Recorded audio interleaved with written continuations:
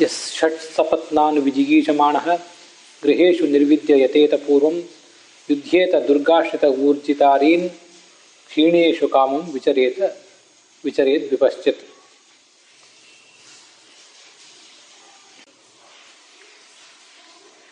ಯಾಹ ಇಮಾಹ ಭಾಗವತೀಃ ಗಾಥಾಃ ಶ್ರುತ್ವಾ ಸಾಧಕಃ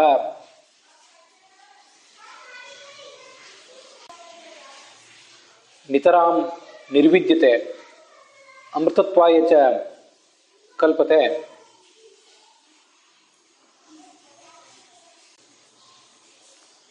ತಾಹ ಕಥಾಃ ಶ್ರೋತುಂ ಉಚಿತಾಃ ವಯಂ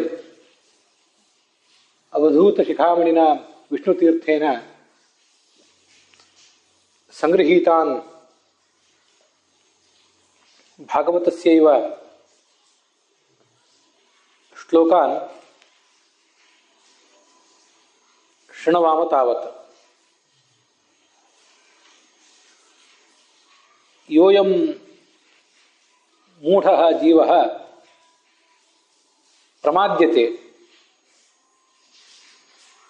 ಯದಿ ಸಹ ವನಮಪಿ ಗಚ್ಚೇತ್ ತತ್ರಾಪಿ ತಸ್ಯ ಷಟ್ ಶತ್ರವಃ ಕಾಮಕ್ರೋಧ ಲೋಭ ಮೋಹ ಮದ ಮಾತ್ಸರ್ಯಾದಿ ರೂಪಾಃ ಭವಂತ್ಯೇವ. ಅತಃ ಕಿಂ ವಾ ಅಯಂ ಮೂಢಃ ವನಂ ಗತ್ವಾ ಕರೋತಿ. ಯಶ್ಚ ಸಾಧಕಃ ಜಿತೇಂದ್ರಿಯಃ ಪರಮಾತ್ಮ ರತಃ ಜ್ಞಾನಿ ಸಹ ಗೃಹಾಶ್ರಮೇ ವಸನ್ನಪಿ ನೈವ ಬಾಧ್ಯತೆ.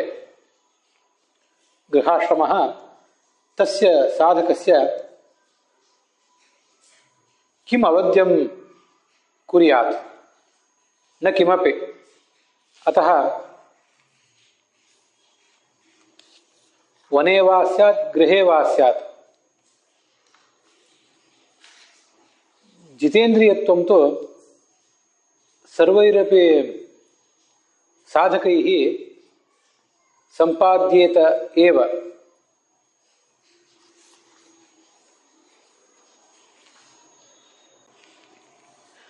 ಇತಿ ಚತುರ್ಮುಖಃ ಬ್ರಹ್ಮ ಪ್ರಿಯವೃತಂ ಮಹಾರಾಜಂ ಜಾಗರಯಾಮಾಸ.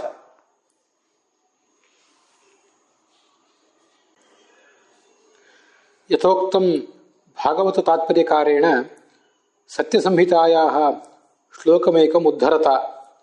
ಬ್ರಹ್ಮಾದ್ಯಾಃ ಯಾಜ್ಞವಲ್ಕ್ಯಾಃ ಮುಚ್ಯಂತೆ ಸ್ತ್ರೀ ಸಹಾಯಿನಃ ಬಧ್ಯಂತೆ ಕೇಚನೈತೇಷಾಂ ವಿಶೇಷಂ ಚ ವಿದೋ ವಿದುಃ ಇತಿ. ಅನೇಕೆ ಗೃಹಮೇಧಿನಃ ಬ್ರಹ್ಮಾದ್ಯಾಃ ದೇವಾಃ ಯಾಜ್ಞವಲ್ಕ್ಯಾದ್ಯಾಃ ಮುನಯಶ್ಚ ಸ್ತ್ರೀಭಿಃ ಸಾಕಮುಷಿತ್ವೈವ ಸಾಧನಂ ಚ ಪರಿಪೂರ್ಯ ಅಂತತಃ ಮುಚ್ಯಂತೆ. ಪರಂತು ಕೇಚನ ಪುರುಷಾಃ ಗೃಹಸ್ಥಾಶ್ರಮಂ ಪ್ರವಿಶ್ಯ ಗಾಢಂ ಬಧ್ಯಂತೆ. ಬ್ರಹ್ಮಾದ್ಯಾಃ ಯಾಜ್ಞವಲ್ಕ್ಯಾದ್ಯಾಸ್ತು ನ ಬಧ್ಯಂತೆ.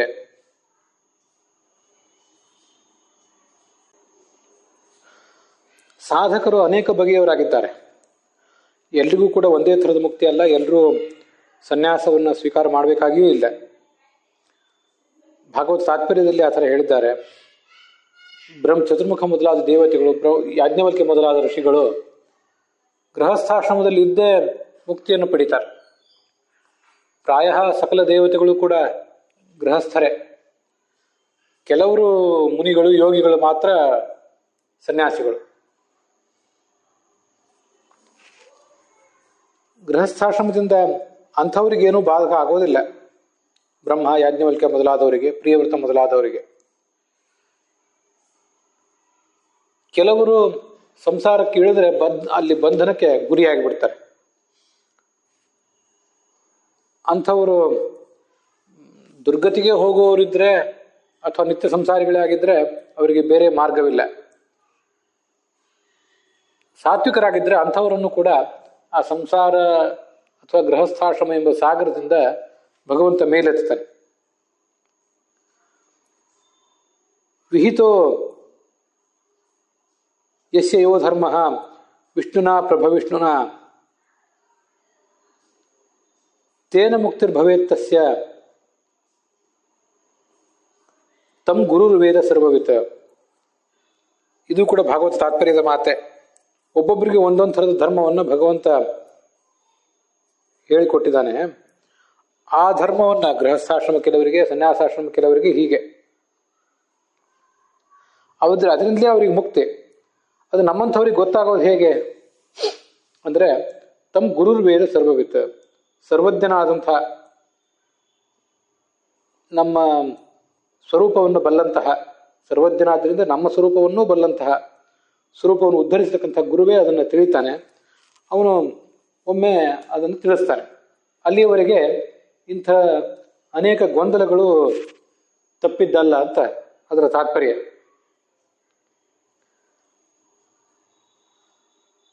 ದೇವಾಹ ಸಜಾಯಾಹ ಮುಚ್ಚಂತೆ ಅಂತ ಭಾಗವತ ತಾತ್ಪರ್ಯದಲ್ಲಿ ಹೇಳ್ತಾರೆ. ದೇವತೆಗಳು ಸಪತ್ನೀಕರಾಗಿ ಸಾಧನೆ ಮಾಡಿ ಸಪತ್ನೀಕರಾಗಿಯೇ ಮುಕ್ತಿಗೊಳ್ತಾರೆ. ಮಾನುಷಾಹ ಉಭಯಾತ್ಮಕಾಹ, ಮನುಷ್ಯರಲ್ಲಿ ಕೆಲವರು ಸ್ವರೂಪತಃ ಗೃಹಸ್ಥರಿದ್ದಾರೆ, ಕೆಲವರು ಸನ್ಯಾಸಿಗಳಿದ್ದಾರೆ. ಆದರೆ ವಿಜಾಯಾಹ ಏವ ಯೋಗೀಶಾಹ, ಕೆಲವರು ಸನಕಾದಿ ಯೋಗಿಗಳು ಸಾಧನ ಕಾಲದಲ್ಲಿಯೂ ಸಾಧನದ ಬಳಿಕವೂ ಕೂಡ ಪತ್ನಿ ರಹಿತರಾಗಿಯೇ ಇರ್ತಾರೆ. ಹೀಗೆ ಒಬ್ಬೊಬ್ಬರಿಗೆ ಒಂದೊಂದು ರೀತಿಯಾದ ಸಾಧನೆ ಅಂತ ಭಾಗವತ ತಾತ್ಪರ್ಯದಲ್ಲೆಲ್ಲ ಹೇಳ್ತಾರೆ. ನಾವೀಗ ನೋಡಬೇಕಾದದ್ದು 78ನೇ ಶ್ಲೋಕ.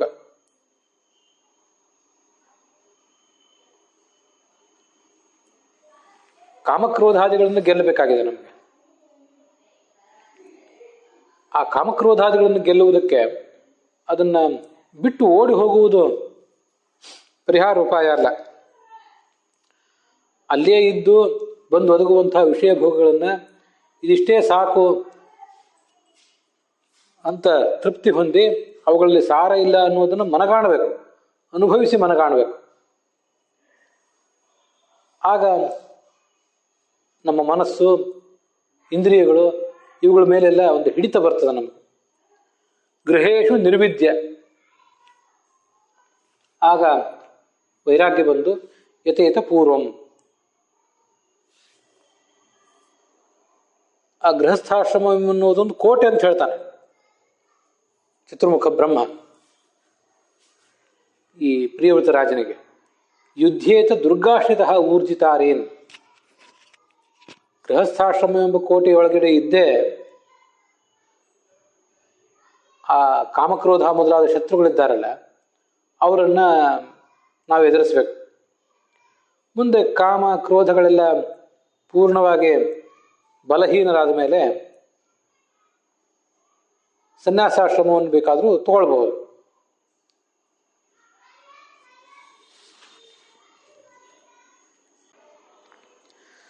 ಗೃಹಸ್ಥಾಶ್ರಮವನ್ನು ಕೋಟೆಗೆ ಹೋಲಿಸಿರುವುದು ಉಚಿತವೇ ಆಗಿದೆ. ಪುರಾಣಿಕಾಚಾರ್ಯರು ಅದನ್ನು ವ್ಯಾಖ್ಯಾನ ಮಾಡಿದ್ದಾರೆ. ಗಂಡಸಿಗೆ ಪರಸ್ತ್ರೀ ವ್ಯಾಮೋಹ ಬಂದಾಗ ಅಥವಾ ಸ್ತ್ರೀಯೊಬ್ಬಳಿಗೆ ಪರಪುರುಷನ ವ್ಯಾಮೋಹ ಬಂದು ಒದಗುವ ಸಾಧ್ಯತೆ ಇದ್ದಾಗ ಅಥವಾ ಇವಳಿಗೆ ವ್ಯಾಮೋಹ ಬಂದಿಲ್ಲದೆ ಹೋದರೂ ಅವಳಿಗೆ ಅಂಥ ಆಪತ್ತು ಬಂದಾಗ ಇನ್ನೊಬ್ಬರಿಂದ, ಆಗ ಪತಿಯನ್ನು ಪತ್ನಿಯೇ ರಕ್ಷಿಸಬೇಕು. ಆದ್ದರಿಂದ ಗೃಹಸ್ಥಾಶ್ರಮವೇ ಒಂದು ಕೋಟೆ ಇದ್ದಂತೆ ಅಂತಾರೆ.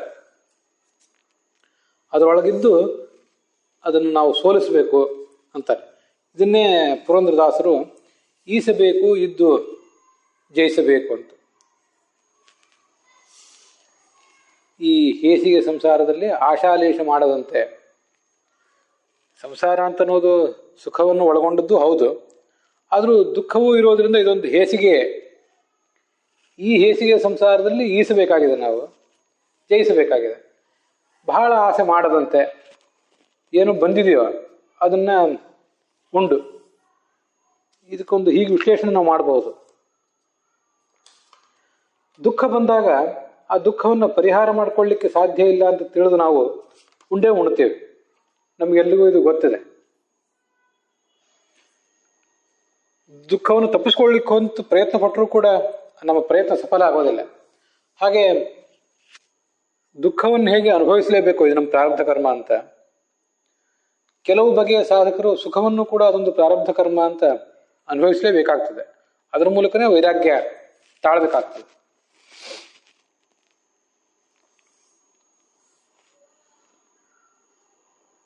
ಈ ಹಿಂದೆ ಕೂಡ ಅನೇಕ ಸರಿ ಹೇಳಿದ್ದೆ, ಕಲಿಯುಗದಲ್ಲಿ ಬಹಳ ದುಃಖ ಇದೆ.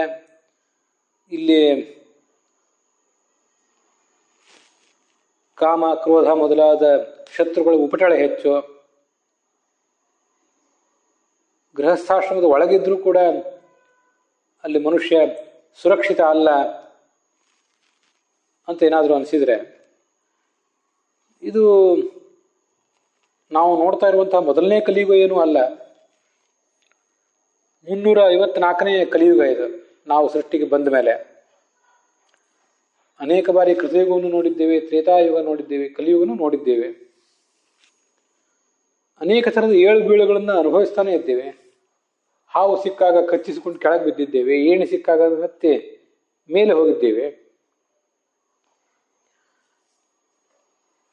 ಸಂಸಾರದ ಇತಿಮಿತಿಗಳನ್ನು ನಾವು ಅರ್ಥ ಮಾಡ್ಕೊಳ್ಳಿಕ್ಕಾಗಿ, ನಮಗದು ಮನವರಿಕೆ ಆಗಲಿಕ್ಕಾಗಿ ನಮಗಿದನ್ನು ಭಗವಂತ ತೋರಿಸ್ತಾ ಇದ್ದಾನಂತಲೇ ತಿಳ್ಕೊಳ್ಬೇಕು.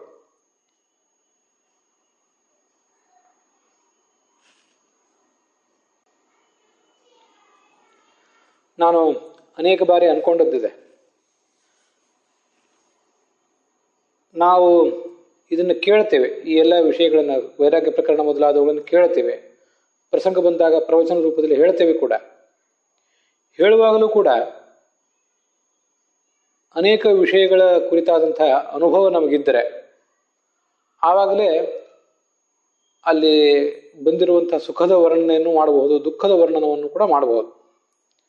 ತುಂಬ ಸುಂದರವಾದಂತಹ ಗೃಹಸ್ಥಾಶ್ರಮದ ವರ್ಣನವೂ ಕೂಡ ಇಲ್ಲಿದ್ದೇ ಇದೆ, ಇಲ್ಲ ಅಂತಲ್ಲ. ಈ ಕಳೆದ ದಿವಸ ಸಾನಂದಂ ಸದನಂ ಸುತಾಷ್ಟ ಸುಧೀಯ ಅಂತ ನಾವು ಗೃಹಸ್ಥಾಶ್ರಮದ ವರ್ಣನವೊಂದನ್ನು ನೋಡಿದ್ವಿ. ನಮ್ಮ ಮನೆ ಅದು ಆನಂದಪೂರ್ಣವಾಗಿದೆ, ಮಕ್ಕಳು ನಾವು ಹೇಳಿದಂತೆ ಕೇಳ್ತಾ ಇದ್ದಾರೆ. ಕಾಂತಾನ ದುರ್ಭಾಷಿಣಿ, ಹೆಂಡತಿ ಕೆಟ್ಟ ಮಾತನ್ನ ಆಡುವಂಥವಳಲ್ಲ.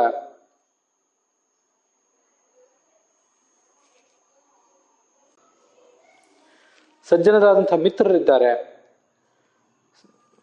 ಗಂಡ ಹೆಂಡತಿರು ಪರಸ್ಪರ ಅನುರಾಗವುಳ್ಳವರಾಗಿದ್ದಾರೆ. ಪರಸ್ಪರ ಅವರು ಧರ್ಮಾರ್ಥ ಕಾಮಗಳಲ್ಲಿ ಒಬ್ಬರು ಇನ್ನೊಬ್ಬರನ್ನ ಮೀರ್ತಾ ಇಲ್ಲ. ಹೇಳಿದಂತೆ ಕೇಳುವ ಆಳು ಕಾಳುಗಳಿದ್ದಾರೆ.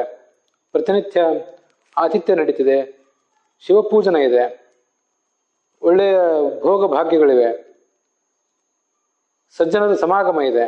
ಹೀಗಿದ್ರೆ ಸ್ವರ್ಗೋ ಗೃಹಸ್ಥಾಶ್ರಮ ಅಂತ. ಮತ್ತೂ ಒಂದು ಶ್ಲೋಕ ಹೀಗೆ ಕೇಳಿ ಬರ್ತದೆ, ಕ್ರೋಶಂತ ಶಿಶವ. ಇದು ಗೃಹಸ್ಥಾಶ್ರಮಕ್ಕೆ ಧಿಕ್ಕಾರ ಹೇಳುವಂಥ ಒಂದು ಮಾತು.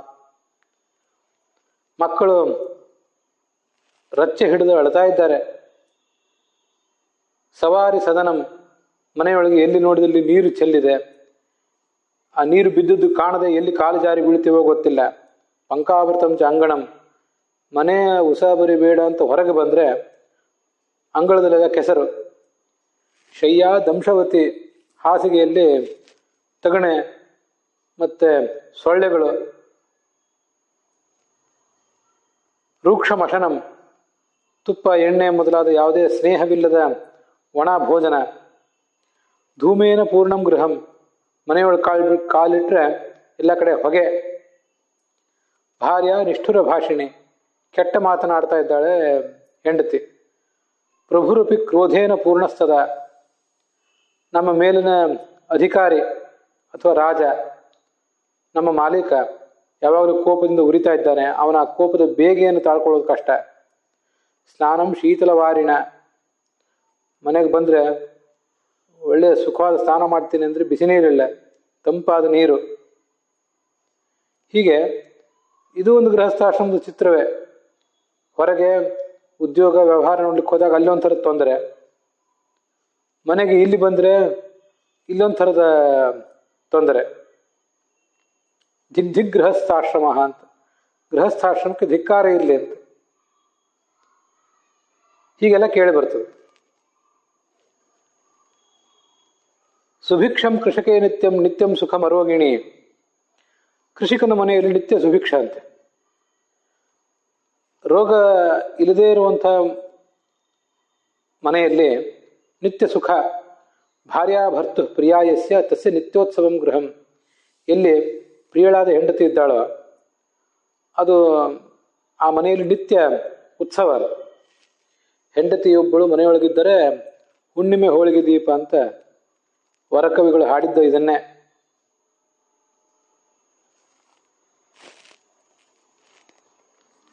ಎರಡೂ ಥರದ ಶ್ಲೋಕಗಳನ್ನೆಲ್ಲ ನಾವು ಗಮನಿಸ್ಬೇಕು, ಎರಡೂ ಥರದ ಹೇಳಿಕೆಗಳನ್ನು ಬೇರೆ ಬೇರೆ ಕವಿಗಳು ಮಾಡಿದ್ದು.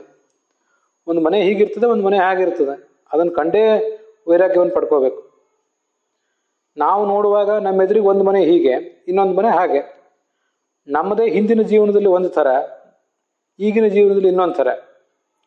ಹಿಂದಿನ ಜೀವನದಲ್ಲಿ ನಮ್ಮದು ಸ್ವರ್ಗೋ ಗೃಹಸ್ಥಾಶ್ರಮ ಆಗಿರ್ಬೋದು, ಈಗ ಧಿಕ್ಕಾರಕ್ಕೆ ಪಾತ್ರವಾದ ಗೃಹಸ್ಥಾಶ್ರಮ ಆಗಿರ್ಬೋದು, ಅಥವಾ ಈಗಲೇ ನಮ್ಮದೇ ಸ್ವರ್ಗಕ್ಕೆ ಯೋಗ್ಯವಾದ ಗೃಹಸ್ಥಾಶ್ರಮ ಆಗಿರ್ಬೋದು, ಸ್ವರ್ಗಕ್ಕೆ ಸಮಾನವಾದ ಗೃಹಸ್ಥಾಶ್ರಮ ಆಗಿರ್ಬೋದು. ಮತ್ತು ಮುಂದೆ ಏನಾಗ್ತದೋ ಗೊತ್ತಿಲ್ಲ. ಎರಡನ್ನೂ, ಇನ್ನೊಬ್ಬರದನ್ನು ನೋಡಿ ಪಾಠ ಕಲಿಬೇಕು, ನಮ್ದನ್ನು ನೋಡಿ ಪಾಠ ಕಲಿಬೇಕು. ಅರ್ಥಾಗಮೋ ನಿತ್ಯ ಮರೋಗಿತಾಚ ಪ್ರಿಯಾಚ ಭಾರ್ಯ ಪ್ರಿಯವಾದಿನೀಚ ವಶ್ಯಶ್ಚ ಪುತ್ರೋರ್ಥಕರೀಚ ವಿದ್ಯಾ ಷಡ್ಜೀವಲೋಕಸ್ಯ ಸುಖಾನಿ ರಾಜನ್ ಅಂತ ವಿದುರ ಅಥವಾ ಸಂಜಯನ ಒಂದು ಮಾತು ಧೃತರಾಷ್ಟ್ರನ ಕುರಿತು ಮಹಾಭಾರತದಲ್ಲಿ. ಅರ್ಥಾಗಮ, ದುಡ್ಡು ಬರ್ತಾ ಇದೆ, ಯಾವತ್ತೂ ರೋಗವಿಲ್ಲದ ಜೀವನ, ಸುಂದರಿಯಾದ ನಲುಮೆಯ ಮಾತನಾಡುವಂತಹ ಹೆಂಡತಿ, ಹೇಳಿದಂತೆ ಕೇಳುವ ಮಗ. ನಾವು ವಿದ್ಯೆ ಕಲಿತಿದ್ದೀವಿ, ಆ ಕಲಿತ ವಿದ್ಯೆಯಿಂದ ಬೇಕಾಷ್ಟು ದುಡ್ಡು ಬರ್ತದೆ. ಇದು ಒಂದು ದೊಡ್ಡ ಸುಖ ಅಂತೆ. ಈ ಜಗತ್ತಿನ 6 ಸುಖಗಳ ಪೈಕಿ ಈ ನಾವು ಕಲಿತ ವಿದ್ಯೆಯಿಂದ ದುಡ್ಡು ಬರುವುದು, ಇದು 6ನೇ ಸುಖ ಅಂತ ವರ್ಣನೆ ಮಾಡಿದ್ದಾರೆ. ನಾವೇನೋ ವಿದ್ಯೆ ಕಲಿತಿದ್ದೀವಿ, ನಮ್ಗೆ ಅದರಿಂದ ದುಡ್ಡು ಬರ್ತಾನೇ ಇಲ್ಲ, ಅಥವಾ ಇನ್ಯಾವುದೋ ಅದನ್ನು ದುಡ್ಡು ಬರ್ತದೆ. ನಾವು ಗಳಿಸುವ ದುಡ್ಡಿಗೂ ನಾವು ಕಲಿತ ವಿದ್ಯೆಗೂ ಏನೂ ಸಂಬಂಧವಿಲ್ಲ. ಹೀಗಿದ್ರೆ ಅದೊಂದು ದುಃಖವೇ.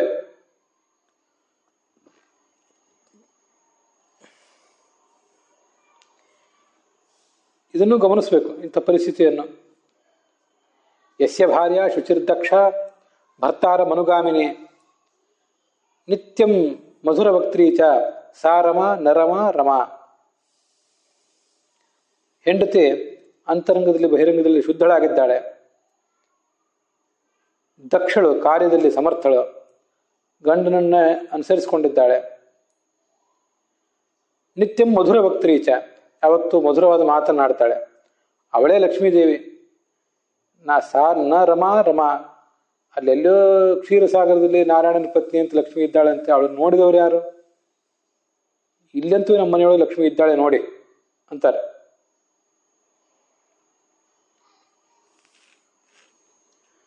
ಇಲ್ಲಿ ಭರ್ತಾರ ಮನುಗಾಮಿನಿ ಅಂತ ಬಂತಲ್ಲ, ಗಂಡನನ್ನು ಅನುಸರಿಸ್ಕೊಂಡಿರ್ಬೇಕು ಅಂತ. ಕೇವಲ ಗಂಡನನ್ನು ಅನುಸರಿಸ್ಕೊಂಡಿರ್ಬೇಕು ಅಂತ ಹೇಳುವುದರಲ್ಲಿ ಅರ್ಥ ಇಲ್ಲ. ಹೆಂಡತಿಯು ಕೂಡ ಗಂಡನನ್ನು ಅನುಸರಿಸಬೇಕು ಅಂತ ಸರಿಯೇ, ಗಂಡನೂ ಹೆಂಡತಿಯನ್ನು ಅನುಸರಿಸಬೇಕು ಅಂತ ಮಹಾಭಾರತದಲ್ಲಿ ಧರ್ಮರಾಜನ ಮಾತಿನಿಂದ ಗೊತ್ತಾಗ್ತದೆ. ಕಲ್ಯಾಣಾವಸ್ತಂತು ಪದಯೋನುಕೂಲಾಹ ಯೂಯಂ ಪತೀನಾಂ ಭವತಾನುಕೂಲಾಹ ಅಂತ ಧರ್ಮರಾಜ ವಿದುರ ಅಥವಾ ಸಂಜಯರಿಗೆ ಒಂದು ಸಂದೇಶ, ಅವ್ರ ಮೂಲಕ ಒಂದು ಸಂದೇಶ ಕಳಿಸ್ತಾನೆ ಹಸ್ತಿನಾವತಿಯ ಸ್ತ್ರೀಯರಿಗೆ. ಕಲ್ಯಾಣಾವಸ್ತಂತು ಪತಯಃ, ಮೊದಲು ನಿಮ್ಮ ಗಂಡಂದಿರು ನಿಮಗೆ ಅನುಕೂಲವಾಗಿರಲಿ. ಯೂಯಂ ಪತೀನಾಂ ಭವದಾನುಕೂಲಾಹ, ನೀವು ಕೂಡ ನಿಮ್ಮ ಗಂಡಂದ್ರಿಗೆ ಅನುಕೂಲರಾಗಿರ್ರಿ ಅಂತ ಆಮೇಲೆ ಹೇಳ್ತಾನೆ. ತುಂಬ ಸುಂದರವಾದಂತಹ ಆಶೀರ್ವಾದ ಇದು ಅಂತ ಮನಸ್ಸನ್ನ ಸೆರೆ ಹಿಡಿದ ಆಶೀರ್ವಾದ. ಯಾರಾದರೂ ಹೆಣ್ಮಕ್ಳು ನಮಸ್ಕಾರ ಮಾಡಿದಾಗ ಈ ಆಶೀರ್ವಾದ ಕೆಲವು ಬಾರಿ ನೆನಪಿಗೆ ಬರ್ತದೆ, ಎಷ್ಟೋ ಸರಿ ನೆನಪಿಗೆ ಬರೋದಿಲ್ಲ. ದೀರ್ಘ ಸುಮಂಗಲಿ ಭವ ಅಂತ ಹೀಗೆಲ್ಲ ಆಶೀರ್ವಾದ ಮಾಡ್ತಿರ್ತಾರೆ. ಅಷ್ಟಪುತ್ರವತಿ ಭವ ಅಂತೇಳಿ. ಪುತ್ರಾದಿಗಳನ್ನೆಲ್ಲ ಪಡ್ಕೊಂಡು ಪೌತ್ರಾದಿಗಳನ್ನೆಲ್ಲ ಪಡ್ಕೊಂಡವರಾಗಿದ್ದರೆ ದೀರ್ಘ ಸುಮಂಗಲಿ ಭವ ಅಂತ ಇಷ್ಟೇ ಮಾಡ್ತಿರ್ತಾರೆ. ಅದಕ್ಕಿಂತ ಈ ಆಶೀರ್ವಾದ ತುಂಬಾ ಮಹತ್ವದ್ದು ಅಂತ ಕಾಣಿಸ್ತದೆ. ನಿಮ್ಮ ಗಂಡಂದ್ರು ನಿಮಗೆ ಅನುಕೂಲಕರರಾಗಿರ್ಲಿ, ನೀವು ನಿಮ್ಮ ಗಂಡಂದ್ರಿಗೆ ಅನುಕೂಲಕರರಾಗಿರಿ ಅಂತ. ಅದೇ ಹೇಳಿದೆ, ಕೆಲವು ಬಾರಿ ನೆನಪಿಗೆ ಬರೋದಿಲ್ಲ ಯಾರಾದ್ರೂ ಸ್ತ್ರೀಯರು ನಮಸ್ಕಾರ ಮಾಡಿದಾಗ. ಕೆಲವು ಬಾರಿ ನೆನಪಿಗೆ ಬಂದರೂ ಕೂಡ ಅದನ್ನು ಅವ್ರಿಗೆ ಹೇಳಿದ್ರೆ ಇದ್ಯಾವುದೋ ದೀರ್ಘ ಸುಮಂಗಲಿಯಾಗಿರೋ ನಿತ್ಯ ಮುತ್ತೈದೆಯಾಗಿರುವಂತ ಆಶೀರ್ವಾದ ಮಾಡೋದು ಬಿಟ್ಟು ಇದ್ಯಾವುದೋ ಆಶೀರ್ವಾದ ಮಾಡ್ತಿದ್ದಾನಲ್ಲ ಈ ಮನುಷ್ಯ ಅಂತ ಅವ್ರಿಗೂ ವಿಚಿತ್ರವಾಗಿ ಕಾಣಿಸ್ಬೋದು. ಅದ್ರ ಅರ್ಥ ಏನು ಗೊತ್ತಾಗದೆ ಅವರು ಗಲಿಬಿಲಿಗೊಳಗಾಗ್ಬೋದು. ಅಥವಾ ಅರ್ಥ ಗೊತ್ತಾದ್ರೂ ಕೂಡ ಅದ್ರ ಪ್ರಸ್ತುತತೆ ಏನು, ಅದ್ರ ಮಹತ್ವ ಏನು ಅಂತ ಗೊತ್ತಾಗದೆ ತಾವು ನಿರೀಕ್ಷೆ ಮಾಡಿದ ಆಶೀರ್ವಾದ ಸಿಗದೇ ಇದ್ದ ಕಾರಣಕ್ಕಾಗಿ ನಿರಾಶೆಗೂ ಅವ್ರಿಗೆ ಆಗ್ಬೋದು. ಯಾಕೆ ಈ ಕಿರಿಕಿರಿ, ದೀರ್ಘ ಸುಮಂಗಲಿನೂ ಬೇಡ, ಕಲ್ಯಾಣಾವಸಂತು ಪತಯೋನುಕೂಲಾಹ ಯೂಯಂ ಪತೀನಾಂ ಭವತಾನುಕೂಲಾಹ ಅನ್ನೋ ಆಶೀರ್ವಾದವೂ ಬೇಡ. ಅವರು ನಮಸ್ಕಾರ ಮಾಡಿದಾಗ ನಾವು ಪ್ರತಿಯಾಗಿ ಅವರಲ್ಲಿರೋ ಭಗವಂತನಿಗೆ ನಮಸ್ಕಾರ ಮಾಡಿಬಿಟ್ರೆ ಆಯ್ತು ಅಂತ ಕೆಲವು ಬಾರಿ ಕಾಣಿಸ್ತದೆ. ಅಂತೂ ಹೀಗೆ ಜಗತ್ತಿದೆ. ಗಂಡ ಹೆಂಡದಿಬ್ಬರು ಕೂಡ ಪರಸ್ಪರ ಅನುಕೂಲರಾಗಿರ್ಬೇಕು. ನಿತ್ಯಂ ಸ್ನಾತ ಸುಗಂಧಾಚ ನಿತ್ಯಂ ಚ ಪ್ರಿಯವಾದಿನಿ ಮಿತಭಕ್ತ್ರೀ ದೇವತಾಸ ಮಾನುಷಿ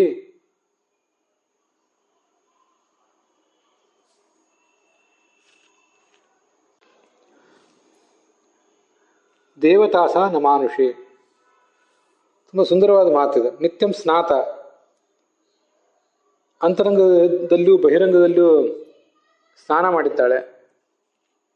ಅಂತರಂಗವೂ ಸ್ವಚ್ಛವಾಗಿದೆ, ಬಹಿರಂಗವೂ ಕೂಡ ಸ್ವಚ್ಛವಾಗಿದೆ. ಸ್ನಾನ ಮಾಡಿದ್ದರಿಂದ ಅವಳು ಸಮೀಪ ಬಂದರೆ ಸಾಕು, ಸುಗಂಧ ಅವಳ ಮೈಯಿಂದ ಹೊರಸೂಸ್ತಿದೆ.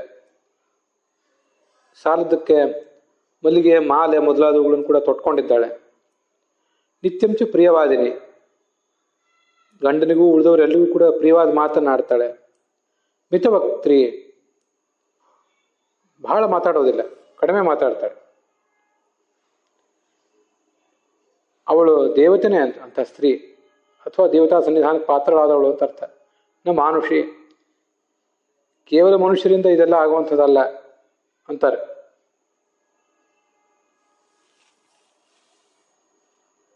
ಗೃಹಂತು ಗೃಹಿಣೀಹೀನಂ ಕಾಂತಾರ ತತಿರಿಚ್ಯತೆ. ಮಹಾಭಾರತದಲ್ಲಿ ಕೆಲವು ಕಡೆ ಬಂದದ್ದು. ನ ಗೃಹಂ ಗೃಹಮಿತ್ಯಾಹು ಗೃಹಿಣಿ ಗೃಹಮುಚ್ಯತೆ. ಮನೆ ಒಂದು ಕಟ್ಟಡವನ್ನು 4 ಗೋಡೆಗಳು, ಅದ್ರ ಮೇಲೆ ತಲೆ ಮೇಲೆ ಒಂದು ಸೂರಿದ್ರೆ ಅದನ್ನ ಯಾರು ಮನೆ ಅನ್ನಲಾರರು. ಗೃಹಿಣಿ ಇದ್ರೇನೆ ಅದು ಮನೆ. ಅದಿಲ್ಲದೆ ಹೋದ್ರೆ ಅದು ಕಗ್ಗಾಡಿಗಿಂತಲೂ ಕೆಟ್ಟದು ಅಂತ ಆ ಸುಭಾಷಿತ ಹೇಳ್ತದೆ.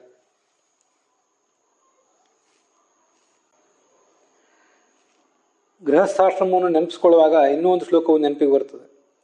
ಯತ್ರ ನಾಸ್ತಿ ದಧಿಮಂಥನ ಘೋಷಃ ಯತ್ರನೋ ಲಘು ಲಘೂನಿ ಶಿಶೂನಿ ಯತ್ರ ನಾಸ್ತಿ ಗುರು ಗೌರವ ಪೂಜಾ ತಾನಿ ಕಿಂ ಬತ ಗೃಹಾಣಿ ವನಾನಿ ಅಂತ. ಮನೆಯಲ್ಲಿ ಮೊಸರು ಕಡಿಯುವಂಥ ಶಬ್ದ ಕೇಳಿ ಬರ್ತಿರ್ಬೇಕು. ಮತ್ತೆ ಅಲ್ಲಲ್ಲಿ ಮನೆಯಲ್ಲಿ ಚಿಕ್ಕ ಚಿಕ್ಕ ಮಕ್ಕಳು ಕುಣಿದಾಡ್ತಾ ಅಥವಾ ಕೆಲವು ಬಾರಿ ಅಳ್ತಾ ಇರೋದೆಲ್ಲ ಕೇಳಿ ಬರ್ತಾ ಇರಬೇಕು. ಗುರು ಗೌರವ ಪೂಜಾ, ಗುರುಗಳು ಹಿರಿಯರು ದೇವತೆಗಳು ಮೊದಲಾದವರು ಪೂಜಾ ನಡೀತಿರ್ಬೇಕು. ಇಷ್ಟೆಲ್ಲ ಇದ್ರೆ ಅದು ಮನೆ. ಇದಿಲ್ಲದೆ ಹೋದ್ರೆ ಅದು ಮನೆಯೇ ಅಲ್ಲ ಅಂತ. ಎತ್ರ ನಾಸ್ತಿ ದಧಿಮಂಥನ ಘೋಷಃ, ಮೊಸರು ಕೊಡೆಯುವ ಶಬ್ದ ಕೇಳಿ ಬರ್ತಿರ್ಬೇಕು ಅಂತ ವರ್ಣನೆ ಮಾಡಿದ್ದಾರೆ. ಅದು ಆ ಮನೆಯ ಒಂದು ಸೌಭಾಗ್ಯವನ್ನ ಮತ್ತು ಸಾಂಪತ್ತಿಕ ಅನುಕೂಲತೆಯನ್ನು ತೋರಿಸ್ತದೆ. ಗೃಹಿಣಿ ಬಗ್ಗೆ ಇಲ್ಲಿ ನೇರವಾಗಿ ಬರಲಿಲ್ಲ, ಮಕ್ಕಳ ಬಗ್ಗೆ ಬಂತು, ಗುರು ಹಿರಿಯರ ಪೂಜೆ ಬಗ್ಗೆ ಬಂತು. ಆದರೆ ಆ ಮೊಸರನ್ನು ಕಡೆಯುವಂಥ ಕೆಲಸವನ್ನ ಮನೆಯಲ್ಲಿ ಹೆಂಗೆಳೆಯರು ಮಾಡ್ತಿರ್ತಾರೆ. ಇನ್ನು ಮದುವೆ ಆಗದೆ ಇರೋ ಮಕ್ಕಳು ಮಾಡ್ಬೋದು, ಅಥವಾ ಮಕ್ಕಳು ಮದುವೆ ಮಾಡ್ಕೊಂಡು ಬಂದ ಮೇಲೆ ಅವ್ರು ಸೊಸೆಯಂದ್ರು ಮಾಡ್ಬೋದು, ನಮ್ಮ ಹೆಣ್ಮಕ್ಳೇ ಮಾಡ್ಬೋದು, ಅಥವಾ ಹೆಂಡತಿಯೇ ಮಾಡ್ಬೋದು. ಆ ಘೋಷ ಕೇಳಿ ಬರ್ತಿರ್ಬೇಕು ಅಂತ.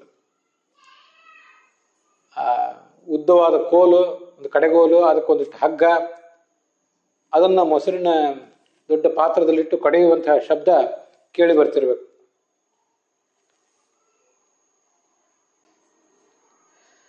ಕೆಲವರು ಹಿರಿಯ ಗೃಹಸ್ಥರು ಹೇಳಿದ್ದನ್ನು ಕೇಳಿದ್ದೇನೆ. ಹೆಂಡತಿ ಯಾವತ್ತೂ ಪಕ್ಕದಲ್ಲೇ ಇರಬೇಕು ಅಂತಿಲ್ಲ, ಮನೆಯಲ್ಲಿ ಅಲ್ಲೇ ಇಲ್ಲೇ ಇದ್ರೆ ಸಾಕು. ಅವಳು ಓಡಾಡುವ ಸದ್ದು, ಕಾಲ್ಗೆಜ್ಜೆಗಳ ಕೈ ಬಳೆಗಳ ನಾದ ಕೇಳಿ ಬಂದರೂ ಸಾಕು. ಅಲ್ಲೆಲ್ಲೋ ಸಮೀಪದಲ್ಲಿ ಸುತ್ತಮುತ್ತಲು ಇದ್ದಾಳೆ ಪತ್ನಿ ಅನ್ನೋದು ನಮ್ಮ ಗಮನಕ್ಕೆ ಬಂದರೆ ಸಾಕು. ಅದೇ ನಮ್ಮನ್ನು ಆರಾಮವಾಗಿ ಇಟ್ಟಿರ್ತದೆ ಅಂತ ಹೇಳಿದ್ದನ್ನು ಕೇಳಿದ್ದೇನೆ. ದೊಡ್ಡವ್ರು ಹೇಳಿದ್ದನ್ನು ಕೇಳ್ತಾ ಇದ್ದೆ ಹಿಂದೆ. ಆಮೇಲೆ ಮುಂದೆ ನಾನು ಗೃಹಸ್ಥಾಶ್ರಮವನ್ನು ಪ್ರವೇಶ ಮಾಡಿದಾಗ ಅದು ಹೇಳಿದ್ದು ಸರಿ ಅಂತಲೇ ಕಾಣಿಸಿತು. ಸರಿಯೇ ಇದೆ. ಇದನ್ನೆಲ್ಲವನ್ನು, ಈ ಎಲ್ಲ ಸುಖಗಳನ್ನು ಗಮನಿಸಬೇಕು. ಹಾಗೆ ಅಲ್ಲಿ ಇರುವಂಥ ದುಃಖದ ಬಗ್ಗೆನೂ ಕೂಡ ನಾವು ನೋಡೇ ಇದ್ದೇವೆ. ಈಗ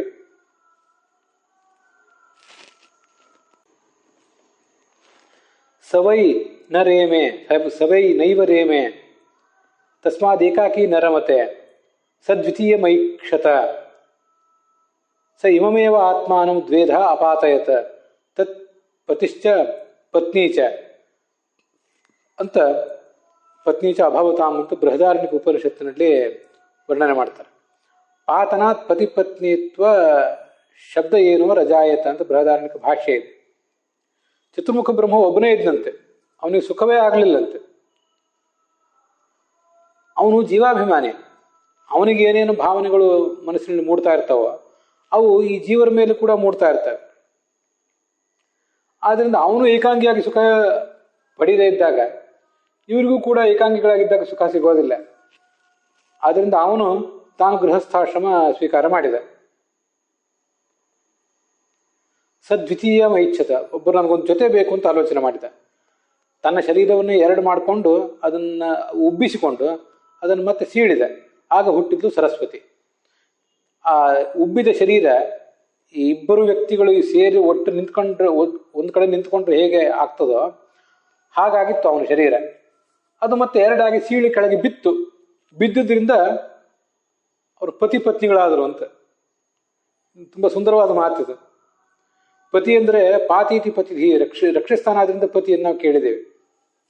ಹಾಗೆ ಪತ್ನಿ ಅಂದರೆ ಅವನ ಜೊತೆಗಿದ್ದು ಯಜ್ಞ ಮಾಡುವವಳು, ಗಂಡನ ಜೊತೆಗಿದ್ದು ಜೀವನವೆಂಬ ಯಜ್ಞದಲ್ಲಿ ಪಾಲ್ಗೊಳ್ಳುವವಳಿಗೆ ಪತ್ನಿ ಅಂತಾರೆ. ಇದೆಲ್ಲ ನಾವು ಕೇಳಿದ್ದೇವೆ, ಇಲ್ಲ ಅಂತಲ್ಲ.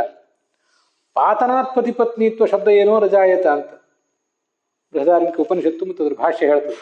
ಇಬ್ಬರು ಬಿದ್ದರಲ್ಲ, ಬಿದ್ದಿದ್ದರಿಂದ ಇವರಿಗೆ ಒಬ್ಬರಾಗಿದ್ದವರು ಬಿದ್ದರು, ಎರಡು ತುಂಡಾಗಿ ಬಿದ್ದರು. ಆದ್ರಿಂದ ಇವ್ರನ್ನ ಪತಿ ಮತ್ತು ಪತ್ನಿ ಅಂತ ಅನ್ಬೇಕು. ಅದು ಸರಿಯೇ. ಸಂಸಾರ ಸಾಗರದಲ್ಲಿ, ಸಂಸಾರೇ ಅಕ್ಷಯ ಸಾಗರೇ ಅಂಥ ಸಾಗರದಲ್ಲಿ ಇಬ್ರು ಒಟ್ಟಿಗೆ ಬಿದ್ದಿದ್ದೀವಲ್ಲ, ಅದರಿಂದ ನಮ್ಮನ್ನು ಪತಿ ಮತ್ತು ಪತ್ನಿ ಅಂತ ಅನ್ಬೇಕು.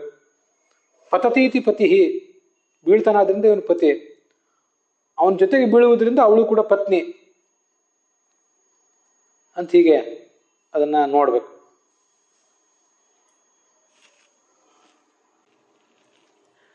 ಆಹಿತ ಪ್ರತಿಮೆಗಳೆನಿಸುವವು ದೇಹ ಗೇಹಾಪತ್ಯ ಸತಿ ಧನ ಲೋಹ ಕಾಷ್ಠ ಶಿಲಾ ಮೃದಾತ್ಮಕವಾದ ದ್ರವ್ಯಗಳ ಸ್ನೇಹದಲ್ಲಿ ಪರಮಾತ್ಮ ನನಗಿತ್ತಿಹನೆಂದು ಅನುದಿನದಿ ಸಮೂಹಕ್ಕೊಳಗಾಗದರೆ ಪೂಜಿಸು ಸರ್ವನಾಮಕನ ಅಂತ. ಭಗವಂತ ನಮಗೆ ಈ ಎಲ್ಲ ಪ್ರತಿಮೆಗಳನ್ನು ಕೊಟ್ಟಿದ್ದಾನೆ. ಸ್ವಾರಸ್ಯ ಅಂದರೆ ನಮಗವನು ಯಾವ ಮಠನೂ ಕೊಟ್ಟಿಲ್ಲ, ಆ ಮಠದ ಪೀಠಾಧಿಪತ್ಯವನ್ನು ಕೊಟ್ಟಿಲ್ಲ. ಆದರೆ ಯಾವ ಮಠದ ಪೀಠಾಧಿಪತ್ಯವೂ ಇದ್ದ ಕೆಲವು ಪಟ್ಟದ ದೇವರುಗಳನ್ನು ಕೊಟ್ಟಿದ್ದಾನೆ. ಗಂಡನಿಗೆ ಹೆಂಡತಿಯನ್ನ, ಹೆಂಡತಿಗೆ ಗಂಡನನ್ನ ಪಟ್ಟದ ದೇವರನ್ನಾಗಿ ಕೊಟ್ಟಿದ್ದಾನೆ. ನಮ್ಮ ದೇಹವೂ ಕೂಡ ಒಂದು ವಿಗ್ರಹನೇ ನಮಗೆ ಭಗವಂತ ಕೊಟ್ಟದ್ದು. ನಾವು ಹುಟ್ಟಿದಾಗಲೇ ನಮ್ಮ ಜೊತೆ ಬಂದಿದೆ ಅದು. ಮುಂದೆ ಗೇಹ ಅಂದರೆ ಮನೆ, ಅಪತ್ಯ ಅಂದರೆ ಮಕ್ಕಳು, ಸತಿ ಅಂದರೆ ಹೆಂಡತಿ, ಅದ್ರ ಜೊತೆಗೆ ಗಂಡ, ಅದನ್ನು ತಿಳ್ಕೊಳ್ಬೇಕು. ಧನ, ಇವೆಲ್ಲ ಭಗವಂತ ನಮಗೆ ಕೊಟ್ಟ ಪ್ರತಿಮೆಗಳು ಅಂತ ತಿಳ್ಕೊಳ್ಬೇಕು. ಈ ಪ್ರತಿಮೆಗಳಿಗೆ ನಾವೇನು ನಿತ್ಯ ಆವಾಹನ ಮಾಡಬೇಕಾಗಿಲ್ಲ, ವಿಸರ್ಜನೆ ಮಾಡಬೇಕಾಗಿಲ್ಲ. ಭಗವಂತನ ಜ್ವಲಂತವಾದಂಥ ಸನ್ನಿಧಾನ ಅಲ್ಲಿರ್ತದೆ. ಗಂಡಸಿಗೂ ಹೇಳಿದ ಮಾತಿದು, ಹೆಂಗಸಿಗೂ ಹೇಳಿದ ಮಾತೆ. ಸ್ನೇಹದಿಂದ ಪರಮಾತ್ಮ ನಮಗೆ ಕೊಟ್ಟಿದ್ದಾನೆ. ಒಂದು ಲೋಹದ ಪ್ರತಿಮೆ ಆದರೆ, ಅದಕ್ಕೆ ಲೋಹದ್ದು ಅಥವಾ ಶಿಲೆ ಪ್ರತಿಮೆ ಆದರೆ ಅದನ್ನು ಧಾನ್ಯದಲ್ಲಿ ಇಡಬೇಕು, ಪ್ರತಿಷ್ಠಾಪನೆ ಮಾಡೋಕ್ಕಿಂತ ಮುಂಚೆ ನೀರಿನಲ್ಲಿ ಇಡಬೇಕು. ಮತ್ತು ಲೋಹದ ಪ್ರತಿಮೆ ಆದರೆ ಹೋಮ ಆದಾಗ ಆ ಹೋಮದ ಭಸ್ಮದಲ್ಲಿ ಅದಕ್ಕೆ ಸ್ನಾನ ಇತ್ಯಾದಿಗಳನ್ನು ಮಾಡಿಸಿ ಅಗ್ನುತ್ತಾರಣ ಮಾಡಬೇಕು. ಅದ್ಯಾವ ಕಷ್ಟ ಇಲ್ಲ. ನಮ್ಮ ಜನ್ಮ ಆದ ಕೂಡಲೇ ಆ ಒಂದು ಪ್ರತಿಮೆಯನ್ನು ತೊಗೊಂಡೇ ಬಂದ್ಬಿಟ್ಟಿರ್ತೀವಿ ನಾವು. ತುಂಬ ಸುಂದರವಾದಂಥ ಒಂದು ಅನುಸಂಧಾನ ಅದು. ಅಂಥ ಅನುಸಂಧಾನ ಮಾಡಬೇಕಾದ್ರೆ ಸಾಧಾರಣವಾದ ಪಕ್ವತೆ ಇದ್ದರೆ ಬರೋದಿಲ್ಲ ಇದೆಲ್ಲ. ಇದನ್ನೆಲ್ಲ ಹೀಗೆ ಕೊಟ್ಟಿದ್ದಾನೆ ಭಗವಂತ ಅಂತ ಸಮೂಹಕ್ಕೊಳಗಾಗದೆ ಪೂಜಿಸು. ನೀನು, ನಿನ್ನ ಪತ್ನಿ, ಯಾರೂ ಕೂಡ, ಸ್ತ್ರೀ ಆಗಲಿ, ಪುರುಷನಾಗಲಿ, ಪಂಡಿತ ಆಗಲಿ, ಪಾಮರ ಆಗಲಿ, ಸನ್ಯಾಸಿ ಆಗಲಿ, ಗೃಹಸ್ಥ ಆಗಲಿ, ಎಲ್ರಿಗೂ ಈ ಪ್ರತಿಮೆಗಳನ್ನು ಪೂಜೆ ಮಾಡುವ ಒಂದು ಶಕ್ತಿ ಇದೆ. ಕೆಲವು ಪ್ರತಿಮೆಗಳನ್ನು ಸನ್ಯಾಸಿಗಳೇ ಮುಟ್ಟಬೇಕು ಅಂತಿದೆ. ಆಯಾ ದೇವಾಲಯಗಳ ಪರಂಪರಾಗತ ಅರ್ಚಕರು ಮಾತ್ರ ಮುಟ್ಟಬೇಕು ಅಂತಿದೆ. ಎಲ್ಲೋ ಕೆಲವು ವಿಗ್ರಹಗಳನ್ನು ಮಾತ್ರ ನಾವು ಸಮೀಪ ಹೋಗಿ ಪಾದಸ್ಪರ್ಶ ಮಾಡ್ಕೋಬಹುದು. ಎಲ್ಲ ಕಡೆ ಪಾದಸ್ಪರ್ಶ ಮಾಡ್ಕೊಳ್ಳಿಕ್ಕೆ ಅವಕಾಶ ಇರೋದಿಲ್ಲ.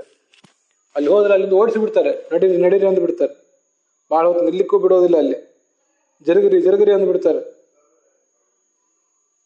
ದೀರ್ಘಕಾಲದ ಕ್ಯೂನಲ್ಲಿ ಹೋಗಿ ದರ್ಶನ ತಗೊಳ್ಬೇಕಾಗ್ತದೆ. ಏನಿಲ್ಲ, ನಿತ್ಯ ನಾವು ನೋಡುವುದು ಈ ದೇಹವನ್ನು.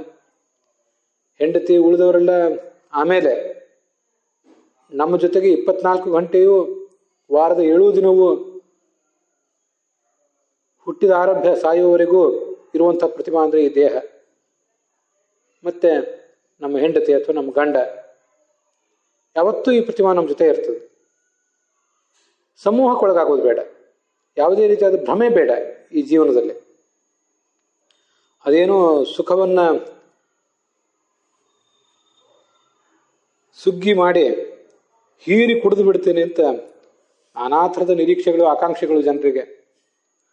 ಕಾಮ, ಪ್ರೇಮ, ಅದಕ್ಕೆ ಸಂಬಂಧಪಟ್ಟಂತೆ ಎಲ್ಲವೂ ಹೀಗೇ ಇರಬೇಕು, ಹೀಗೇ ಅವಳು ವರ್ತನೆ ಮಾಡಬೇಕು ಅಥವಾ ಅವನು ವರ್ತನೆ ಮಾಡಬೇಕು ಅಂತ ನಮ್ಮದೇ ಆದ ತೀರ್ಮಾನಗಳಿವೆ, ನಮ್ಮದೇ ಆದ ನಿಯಮಗಳನ್ನು ಮಾಡ್ಕೊಂಡು ಬಿಟ್ಟಿದ್ದೇವೆ. ಅಂಥವೆಲ್ಲ ಸಮೂಹಗಳು ಬೇಡ. ನಾವು ಮಾಡ್ತಿರುವುದೆಲ್ಲವೂ ಪೂಜೆ. ನಮ್ಮ ದೇಹದ ಜೊತೆಗೆ ಅಥವಾ ನಮ್ಮ ಗಂಡ, ನಮ್ಮ ಹೆಂಡತಿಯ ಜೊತೆಗೆ ಅವರೂ ಪೂಜೆನೇ ಮಾಡ್ತಿದ್ದಾರೆ, ನಾವು ಪೂಜೆ ಮಾಡ್ತಿದ್ದೀವಿ ಪರಸ್ಪರ. ಇಲ್ಲಿ ಯಾರೋ ಸ್ವಾಮಿಗಳು ಪೂಜೆ ಮಾಡ್ತಿರ್ತಾರೆ, ಉಳಿದವ್ರು ನೋಡ್ತಿರ್ತಾರೆ. ದೇವಾಲಯದಲ್ಲಿ ಅರ್ಚಕರು ಪೂಜೆ ಮಾಡ್ತಿರ್ತಾರೆ, ಉಳಿದವ್ರು ನೋಡ್ತಿರ್ತಾರೆ. ಇಲ್ಲಿ ಹಾಗಲ್ಲ, ನಾವೆಲ್ಲ ಪರಸ್ಪರ ಪೂಜೆನೇ ಮಾಡ್ಕೊಳ್ತಾ ಇದ್ದೀವಿ. ಅವರಿಗೂ ಪೂಜೆ ಮಾಡ್ಲಿಕ್ಕೆ ಭಗವಂತನೇ ಕಲಿಸಿದ್ದಾನೆ. ಅವರೇನಾದರೂ ಅಧರ್ಮದ ಹಾದಿ ಹಿಡಿದ್ರೆ ಅದು ವಿಷಯ ಬೇರೆ, ಅದು ಆಕ್ಷೇಪಾರ್ಹ. ಅದು ಬಿಟ್ಟು ಹೇಗೆ ಪೂಜೆ ಮಾಡಬೇಕು, ಸಂಸಾರದಲ್ಲಿ ಹೇಗೆ ಬದುಕಬೇಕು, ಬದುಕುವುದು ಹೇಗೆ ಒಂದು ಪೂಜೆ ಆಗಿರಬೇಕು ಅನ್ನೋದನ್ನ ಅವರೇ ತೀರ್ಮಾನ ಮಾಡ್ಕೊಳ್ಬೇಕು. ಅದರಂತೆ ಅವ್ರು ಬದುಕಿದ್ದಾರೆ. ನಮಗೇನು ಪೂಜಾಕ್ರಮ ಭಗವಂತ ಕಲಿಸಿದ್ದಾನೋ ಅದರಂತೆ ನಾವು ಬದುಕೋಣ. ಅವ್ರ ಪೂಜೆಗೆ ನಾವು ಧಕ್ಕೆ ತರೋದು ಬೇಡ, ನಮ್ಮ ಪೂಜೆಗೆ ಅವರು ಧಕ್ಕೆ ತರೋದು ಬೇಡ ಅಂತ ಸಮೂಹಕ್ಕೊಳಗಾಗ್ಬಿಡಿ ಅಂತಾರೆ ದಾಸ. ತುಂಬ ಅದ್ಭುತವಾದ ಮಾತು ಅದು. ಹೆಂಡತಿಯನ್ನು ಕೂಡ ನಿನ್ನ ಪ್ರತಿಮೆ ಅಂತ ತಿಳ್ಕೊ ಅಂತನೋ ಮಾತು ನಾನು ಬೇರೆ ಕಡೆ ಎಲ್ಲೂ ಕಾಣಲಿಲ್ಲ ಶಾಸ್ತ್ರದಲ್ಲಿ. ಗಂಡನನ್ನ ಹೆಂಡತಿ ಭಗವಂತನ ಪ್ರತಿಮೆ ಅಂತ ತಿಳ್ಕೊಳ್ಬೇಕು ಅಂತೆಲ್ಲ ಬೇಕಾಷ್ಟು ಕಡೆ ಬಂದಿದೆ.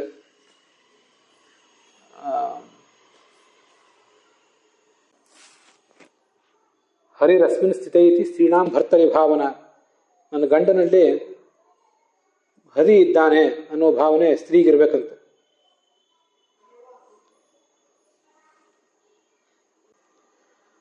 ಅದನ್ನು ಬೇಕಾಷ್ಟು ಕಡೆ ಹೇಳಿದ್ದಾರೆ, ಎಲ್ಲರೂ ಅದನ್ನು ಹೈಲೈಟ್ ಕೂಡ ಮಾಡ್ತಾರೆ. ಆದರೆ ಜಗನ್ನಾಥದಾಸರಂಥ ಅನುಭವಿ ಮನುಷ್ಯ ಸಂಸಾರದಲ್ಲೇ ಇದ್ದವರು, ಅವರು ಕೂಡ ಸನ್ಯಾಸವನ್ನೇನು ಸ್ವೀಕಾರ ಮಾಡಲಿಲ್ಲ. ಹೆಂಡತಿಯನ್ನು ಕೂಡ ಪ್ರತಿಮೆ ಅಂತ ತಿಳ್ಕೊ, ಭಗವಂತ ಕೊಟ್ಟ ಪ್ರತಿಮೆ ಅಂತ ತಿಳ್ಕೊ ಅಂತ ಅವ್ರು ಹೇಳಿದ್ದೇನಿದೆ ತುಂಬ ಅದ್ಭುತವಾದಂಥ ಒಂದು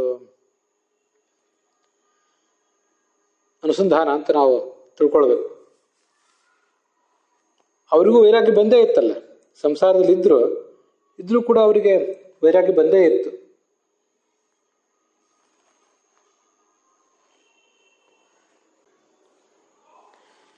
ಸಂಸಾರದಲ್ಲಿ ದುಃಖವನ್ನು ಮಾತ್ರ ಅನುಭವಿಸಿ ಸಂಸಾರದ ಬಗ್ಗೆ ಹೇಸಿಗೆ ಪಟ್ಟುಕೊಂಡು ವೈರಾಗ್ಯ ತಾಳುವುದಲ್ಲ, ಸುಖವನ್ನೂ ಕೂಡ ಅನುಭವಿಸಿ ಇಂಥ ಸುಖವನ್ನು ಭಗವಂತ ಕೊಟ್ಟಿದ್ದಾನಲ್ಲ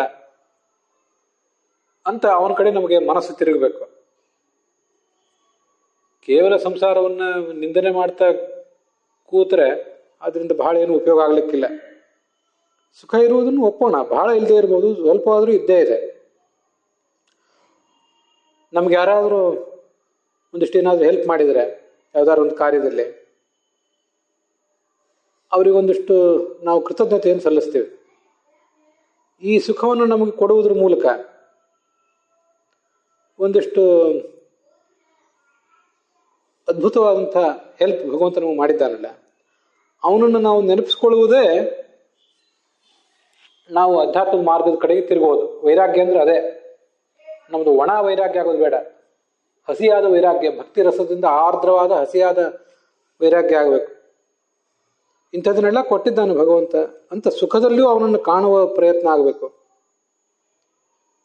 ಆವಾಗ ಇಲ್ಲಿರುವ ಈ ಷಟ್ ಸಪತ್ನಾಹ 6 ಜನ ಕಾಮ, ಕ್ರೋಧ, ಲೋಭ, ಮೋಹ, ಮದ, ಮಾತ್ಸರ್ಯ ಅನ್ನುವಂಥ ಶತ್ರುಗಳು ನಮ್ಮ ನಿಗ್ರಹಕ್ಕೆ ಬರ್ತಾರೆ.